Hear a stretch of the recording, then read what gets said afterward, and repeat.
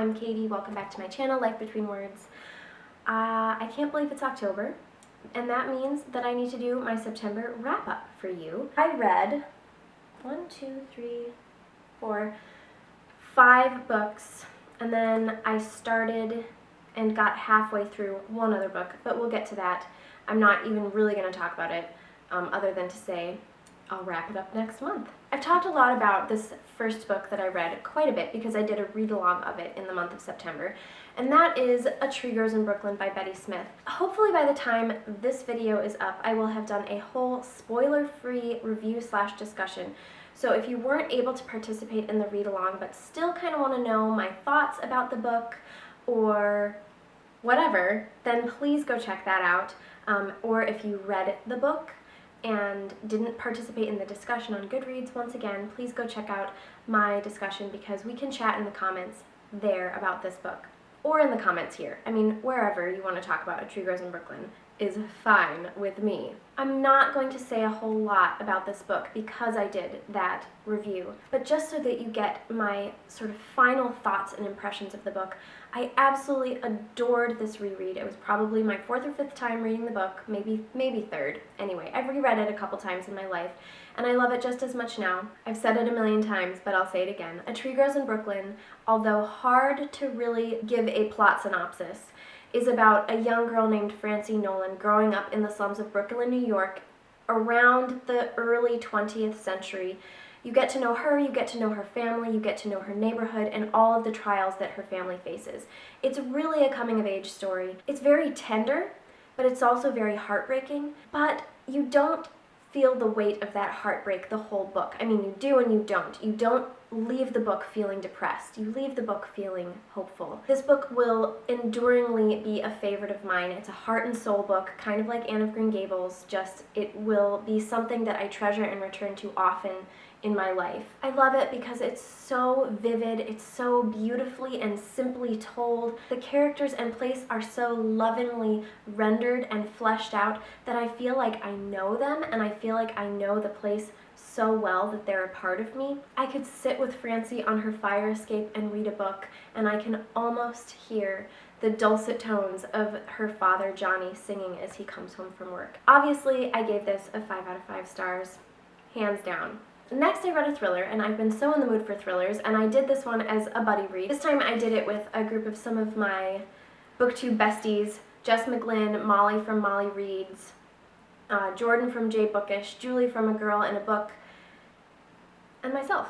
And that book was I See You by Claire McIntosh. Claire McIntosh wrote a thriller a year or 2 ago called I Let You Go, which I haven't read but really would like to read. I See You is about a woman named Zoe Walker who finds her picture in the back of a paper, like in the classified section, and she didn't put it there, someone else put it there. The whole book, you're flashing between Zoe's perspective, who is freaked out because she knows that someone has been watching her life, and then you also switch over to the stalker who is watching her, and then you also flip over to the perspective of the detective who's trying to figure out what's going on. I really enjoyed this. I think, once again, like In a Dark, Dark Wood, which I read for my buddy read in August, part of the pleasure of reading this book was reading it with a group of ladies that I really enjoy. It's not a perfect thriller by any means. Having said that, it's super fun, it's super fast-paced, and it's super twisty, like to the last page twisty. And it was probably my favorite thriller that I've read in the last 3 months, just because it was so compelling to read. I didn't want to put it down. I think I gave it a 4 out of 5 stars, maybe 3.5, but it was probably a 4 out of 5 stars for me. I think that's what I rated it on Goodreads. I don't remember. The next book I read was called Rules of Civility by Amor Towles. I have not heard this talked about much on BookTube, although I know that it has been read.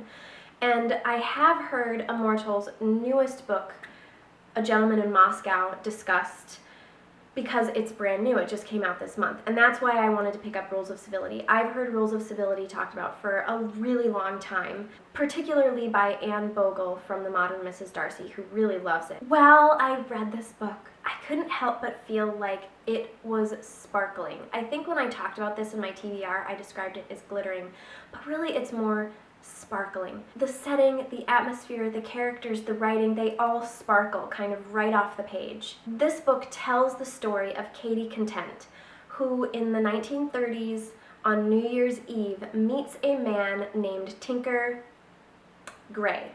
And Tinker Gray ends up taking her sort of on a whirlwind ride into the upper echelons of New York society.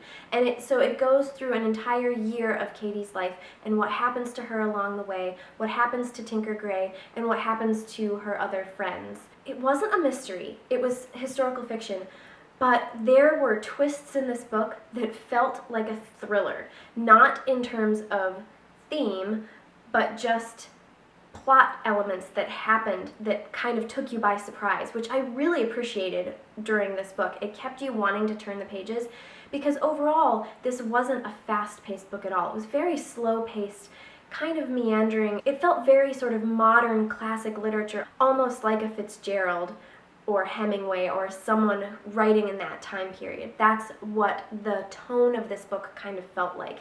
I love books where you feel the weight of time and place that you're in, and you definitely feel that in this book. Some people critique Rules of Civility because it's written from the perspective of a female protagonist, but obviously the author is a man, and some people didn't like the voice of Katie Content. I actually didn't have a problem with Katie's voice. I felt that it was very authentic. It didn't feel like a man, but it did feel sort of like a detached woman, which there are detached women, right? We're not all emotional. Because she was detached, it was kind of hard to fall in love with her.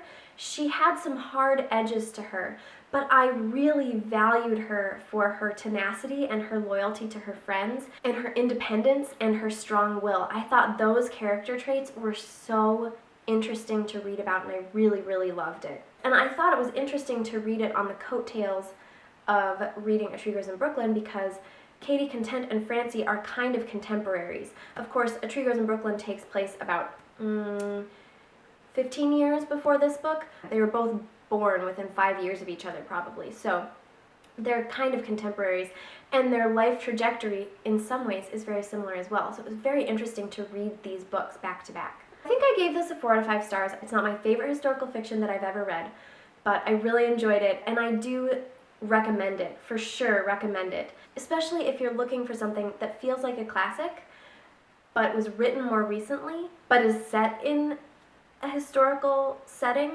Anyway, if that makes any sense. Last summer I read and really enjoyed An Ember in the Ashes, and at the end of this past month A Torch Against the Night came out. If you remember my TBR for the month of September, I actually wasn't planning on reading A Torch Against the Night, but I loved An Ember in the Ashes so much, and I couldn't wait to pick this up, so that's what happened. I did not finish The Raven King. Instead, I read A Torch Against the Night, and I'm not disappointed in that decision. Like An Ember in the Ashes, I just ate this book up. I couldn't get enough of it. I will say that it started out much more slow than the first book did, but by the end, I was turning the pages just as fast, and I had become just as invested in the characters as I was in the first one. Here's how I describe this YA fantasy series. Is it highbrow literature? Is it the most wonderfully crafted fantasy series? I might not go so far. It's not couture. It is an old, comfy sweater. It is something that I want to sit down and read and devour, and sometimes I am okay with that. Sometimes I am more than okay with that. And I love this series, partly because I get so invested in the characters. This book definitely deepened and developed the world a little bit more. We only got a taste of the world in An Ember in the Ashes, and this book is more complex. It deepens some of those threads that we just got a glimpse of in the first book. I know that some people criticize this book for being nothing new. Maybe I just haven't read enough YA fantasy, but I don't really feel like this is a story that I've heard before. But even if it was, you know, there's that old saying, there's nothing new under the sun. I think it was Shakespeare that said that. So for me, if a story's been told before and I've read it, that's okay. I just want it to be told in a fresh way. And I feel like this book does tell that story in a fresh way. And if you know me but at all, you know that what really makes or breaks a story for me is the characters. And I love these characters. I think they are wonderful. I feel very attached to them, and that's really important to me when I'm reading a book. And that could mean that I love them or loathe them. You know, my feelings can be extreme, but it's the characters that you loathe that make you want to turn the pages, right? And you want to know what happens to the characters that you love in relation to those evil people. And as for the slowness, which I know is another criticism of these two books, I don't see it at all. I find these books incredibly fast-paced, way more fast-paced than some of the other YA fantasy series that I've tried to pick up and have not enjoyed quite as much. The last book I read this month was with Stephanie from That's What She Read, and it was Dark Matter by Blake Crouch. This was another really fast-paced book, and I loved it. So the story was so easy to follow. It was such a page turner, and yet it made me think about really deep things in kind of the same mind-bending way that time travel works. When, like, if I ever see a time travel movie or I'm reading about time travel, it always sort of bends my mind a little bit. And this book is not about time travel, it's about alternate realities.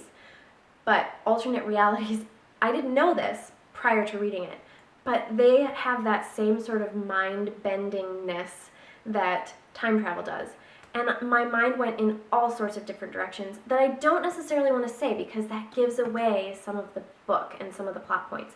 But just know that my mind went in some really interesting directions and made me think about things pretty deeply. And really, I'm not sure that this book was meant to be a deep book, but I found some deep value to be taken away from it. I also think it would make a great movie, and I don't mean that in a why was this book written, it really should have just been a movie. It was a great read, but it'll make a great movie, and I'm pretty sure it's been optioned for a movie, so keep your eyes open for that. And along with just a really fast-paced plot, it had characters that I grew really attached to, and like I've already said a million times in this wrap-up, that's really important to me. So basically what this book is about is a man named Jason Desson leaves his wife and son at home and goes to visit a friend at a bar. And on his way home, he gets attacked and abducted and is knocked unconscious. And when he wakes up, his life is unrecognizable. He doesn't recognize his surroundings. His wife is no longer his wife. He no longer has a son. Everything has changed. And the whole book is about him trying to get back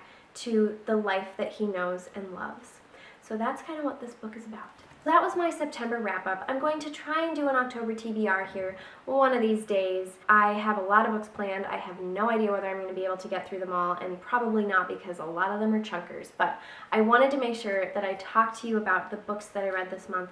It was a great reading month. I didn't read quite as much as I wanted to, but I still read a lot. I have no complaints. Remember to like, comment, and subscribe.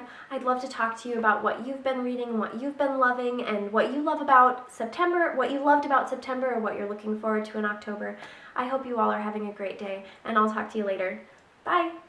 And now I'm gonna go take a nap because I'm really tired, and it's not a beautiful fall day today. It's a gloomy fall day, but they have their place too, right? So I hope that your September went great. I hope you're looking forward to your October.